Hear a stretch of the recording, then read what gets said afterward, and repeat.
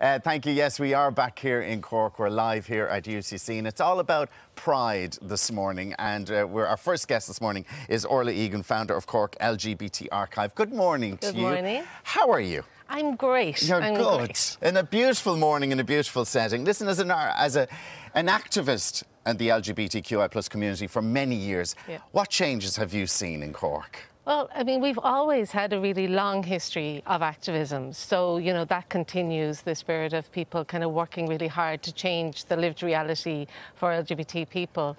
We've seen a lot of legislative changes recently, and those didn't happen out of the blue. Those built on decades and decades of activism, of people being brave, of people being stroppy and demanding equality and respect. And a lot of milestones happened in Cork. Tell us about a couple of them for the community. Yeah, I suppose I set up the Cork LGBT Archive because I knew that there was this rich history of activism in Cork and that our national LGBT history didn't tell that story, and that a lot of the firsts of LGBT activism happened in Cork. And so we had... You brought some of it here with us this morning. I did. Well, if you look here, in the 1970s is when you see the beginnings of LGBT organisations, formal organisations.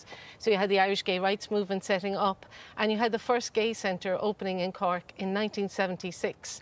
And this Sapphire is a newsletter that was produced by them. And that was a really important space for the community. Yeah. And then also in 1970s, we're really lucky to have the Friends of Egan membership card, which is shared with us by Sarah Phillips from the Irish Trans Archive. And this is from a trans organisation that set up in Ireland in the mid-1970s. Because we hear so much about the trans community now, but obviously there were trans people in that back then. And Sarah's been doing a lot of work around the trans history. And in Cork we have a trans man who was a military surgeon, Dr. James Barry, who was born in Cork and was thought to be one of the first people to successfully perform a caesarean. So we have a long history of LGBT activism.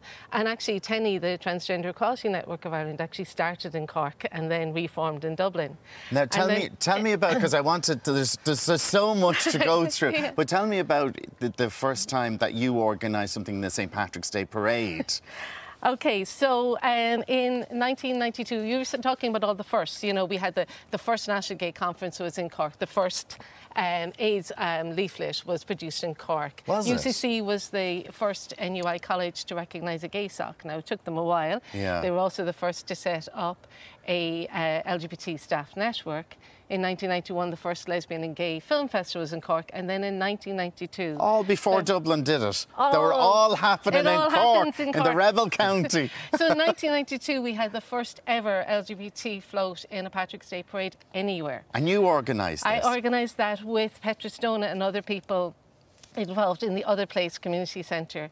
So at the time, ILGO, the Irish Lesbian and Gay Organisation, were banned from marching in Patrick's Day parades in New York and in Boston because the Ancient Order of Hibernians thought you couldn't be Irish and queer. So we heard about this and we thought, wouldn't it show them if we did it in Cork? We applied, there was no problem. We organised this really colourful float in the Patrick's Day Parade. Is that it there? And this is the report from it in the Munster What was the GCN. response like from people? It was mixed.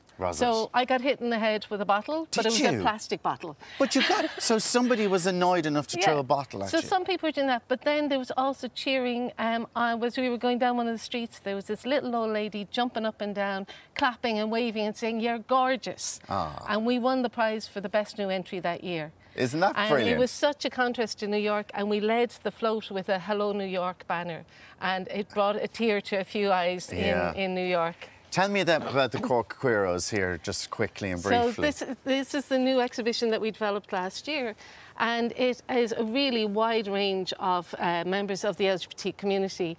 And I wanted to show how kind of diverse and vibrant the community was. So we have activists, we have athletes, we have artists, and a huge range in terms of how people identify, lesbian, gay, bisexual, and we'll be chatting to Valerie later on. Yes, and we have Aoife Cook here as well. And it was just, you know, around trying to have more visibility for the community and have people see themselves reflected. And I wanted it that everybody could come in and find at least one person that they could relate to.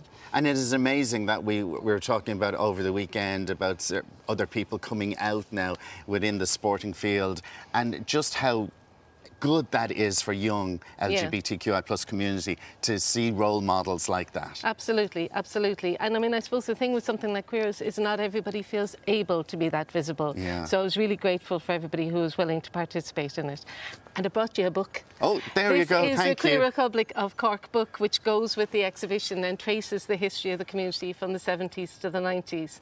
And, you know, has a lot of the items that we were talking about today. And it's funny that you mentioned the other place, because I used to get a great kick anytime I was down. Where are we going? We're going to the other place, and we'd wink. And that kind of emerged out of the co-op. And I suppose in Cork, what we were really lucky with in the 1980s is we had the Key Co-op and we had Loafers Bar. And those two spaces created that space for the development of a huge amount of LGBT organisations, but also social change activism. And Loafers was like a home for us. I remember it well. I remember many a night I spent in Loafers down in Cork. And credit to Derek Garrity for setting that up in 1983. Yeah. You know, such an important space for the community. Thank you so much for chatting to us. But come over here, because I want to talk to Dr. Derema Scully, who's a UCC lecturer. Good morning to you. Alan. Tell us about the course that you do here, which is the first in Ireland. Well, it's an attempt to put what you were talking about with Orla into the broader context of Irish history. We're seeing here that there was a vibrant, happy community in Cork, but that wasn't the experience of the vast majority of LGBT people in terms of being out comfortable with themselves, happy. Yeah. So what I'm trying to do in the course is to trace how we got from a very dark place to the much, much more positive situation we have today. Yeah. So there's been nothing like this done before, and it's also, I'm very conscious that there's nothing like this in the schools. Okay. So it's to reach out to younger people and older ones as well, and just give people a sense of where we came from and where we are now. And what's the reaction been like to the course? It's very positive. A lot of the material, especially about the 70s and 80s, some of it, frankly, is grim. Yeah. Violence, I mean, oppression. there would be students in this course now who wouldn't believe that only 20 years ago things were so bad. Very literally, and that's why archives like Orla's are so important, because you've got physical proof this is the case. Yeah. RTE interviews, for example, radio interviews, oral testimonies, and you know, the students, many of whom were born, good God, you know, 2000 plus. Yeah. It's novel to them, but it's also sobering to me to learn how many of them will describe situations where there's still homophobia. Yeah. So it's progress, but it's gradual. And one of my students is actually mentioned here. Oh, who's this? This is Alana Daley Mulligan. All right. An activist, an artivist, as she describes herself, and she did a wonderful filmed poem performance, Hands, about homophobia only in the last few years. Yeah. Two girls holding hands. Get verbal abuse. We see the homophobic attacks in Dublin and around the country and around the world, so it still continues.